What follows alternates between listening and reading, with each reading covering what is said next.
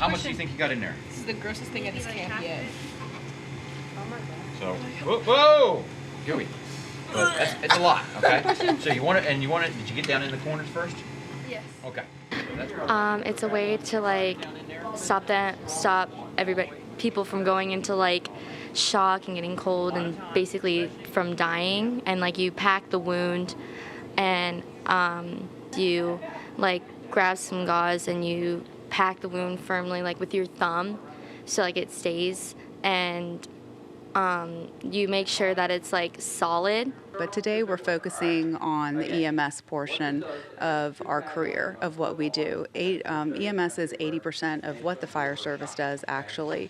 And Camp Fury Chesapeake, what's been highlighted before is always the fire side of it, usually. But today we wanted to focus on the EMS side of it. So today they're learning about hands-only CPR, and also stop the bleed. You are the one who provides care on the scene. If somebody needs help, you are the helper.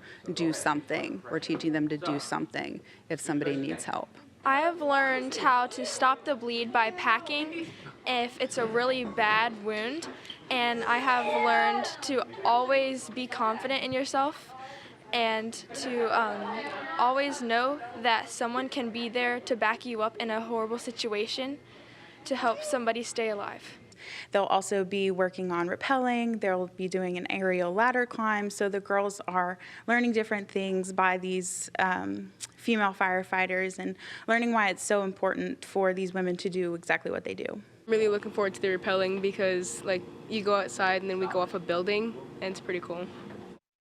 Girl Scouting offers a wide variety of activities for every type of girl, and now is actually a great time to get involved. Registration is going on now for troops that will start meeting in the fall. They are also always looking for volunteers. To get involved, follow the Girl Scout Council of Colonial Coast on Facebook or visit them at gsccc.org.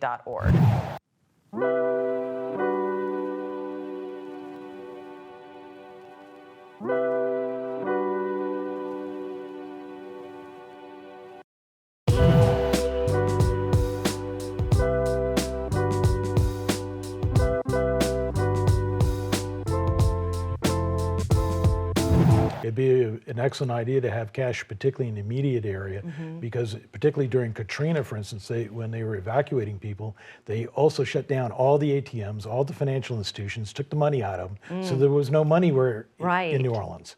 And you had to go a good distance to be able to find it. So, you know, depending upon the severity of it, you're going to need enough money to be able to get you maybe 100, 500 miles away. Right, and you may be looking at lodging, gas, food, medical expenses even. Yes.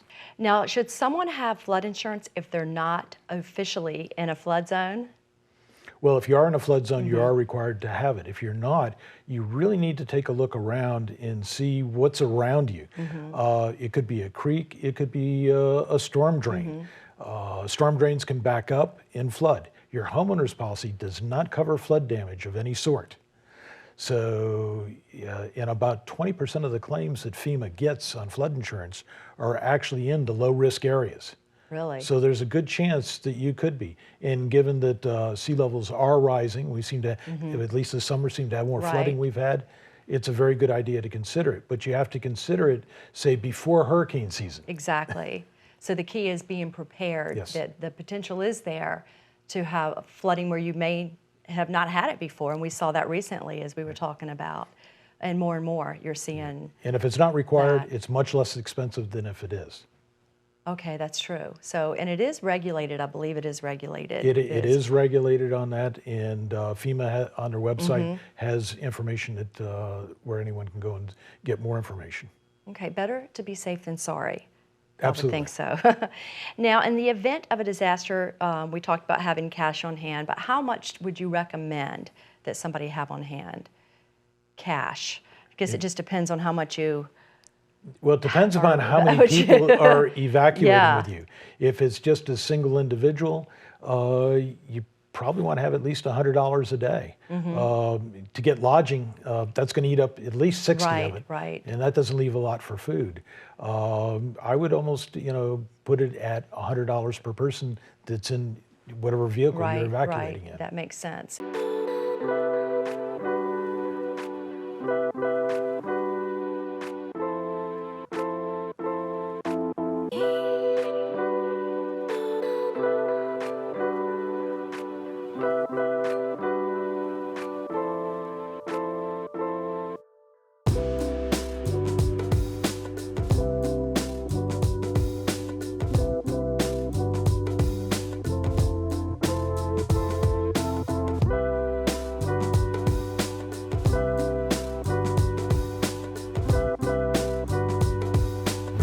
So it's been a 2-year hiatus on the senior seminar. We're so excited to bring this back. Super excited. Every time I walk by a senior and I get, hey, when are you going to have the seminar? When are you going to have the seminar? So we're really proud to say that August 24th, 23rd and 24th, Okay. we're going to bring it back this year. Okay, this year, where will it be? At the Chesapeake Conference Center. Okay. The best place in town to have this event. Best place in town. It truly is. It is. Turnout.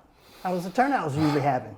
It's going to be, this is the hottest ticket in town, Okay. and it's a free ticket. And it's a free ticket. Yeah, the tickets will come out July 20th. It's going to be at the sheriff's office for a pickup. Okay.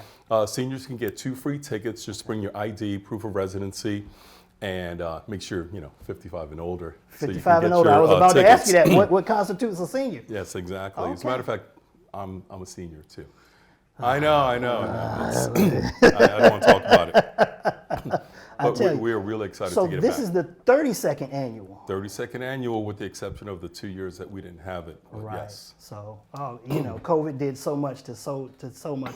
It just stopped so it much. did. And, So- and I definitely want to thank our sponsors. Okay, yeah, let's talk and our about that a business little bit. partners. You have Chesapeake Regional Medical Center. You have Dominion Power. Okay. Walmart, Pool, Brook, and Plumley. Plumley. Okay. Yes, exactly. So they've been very supportive this whole time, and they're going to continue their support. Okay. And we're going to have some new things out there too. Okay. State Police is going to bring out the HEAT program, where they can etch the vehicle numbers Okay. on cars, Okay. because you have all these thefts. Right. Right. Yeah. And it's just horrible, especially for a senior to be out of transportation. Right. And AARP is going to bring a shred truck out there. Okay. Because we're really conscious of our seniors and their security Right. items. We do a lot of scam and safety presentations, so this is one way to keep your information safe, by shredding it By out. shredding it out there, yeah. Because our seniors get preyed upon so much, and it's a problem everywhere. So like you said, they can pick up those tickets at the sheriff's office. At the sheriff's office, 401 Albemarle Drive, Okay. right at the corner of Holt and Albemarle.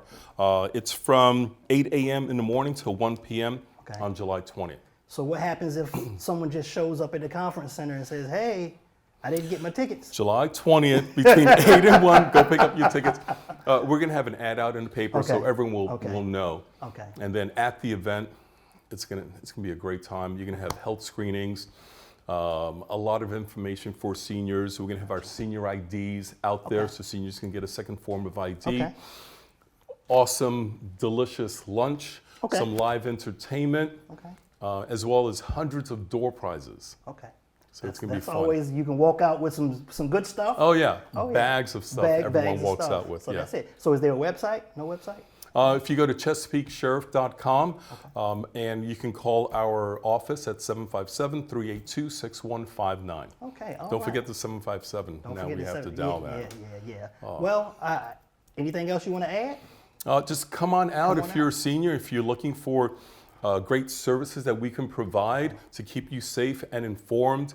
Get a health screening. A lot of times they don't go to the doctors as often. Okay. Free health screenings, and bring an appetite. Just want to let everyone know that if it wasn't for Sheriff Jim O'Sullivan to say, hey, we're going to have it this year, it's been 2 years since we haven't, and I know all the seniors are going to thank him when they see it.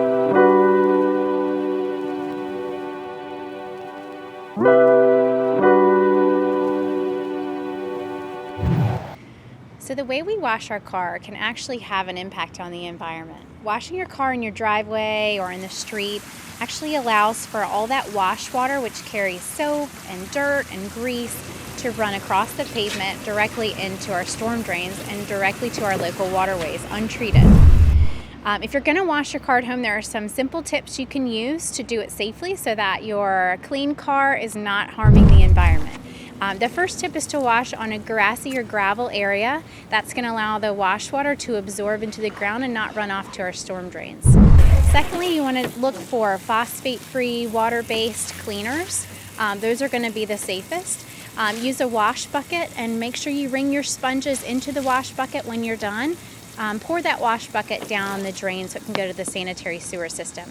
Don't pour it into the street where it can get into the storm drain system. The best way to be environmentally friendly and have a clean car is to visit a commercial car wash. They recycle some of that wash water and they automatically send it to the sanitary sewer system where it can be cleaned before being released to the environment.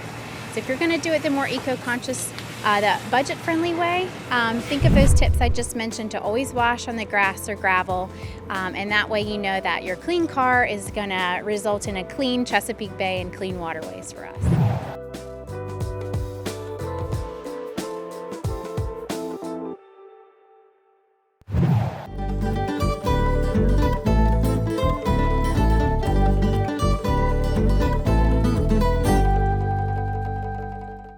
Hi, I'm Mike Andrzejczyk with Virginia Cooperative Extension, and today I'm going to talk to you about coffee grounds, the benefits or the myths of using them in the landscape.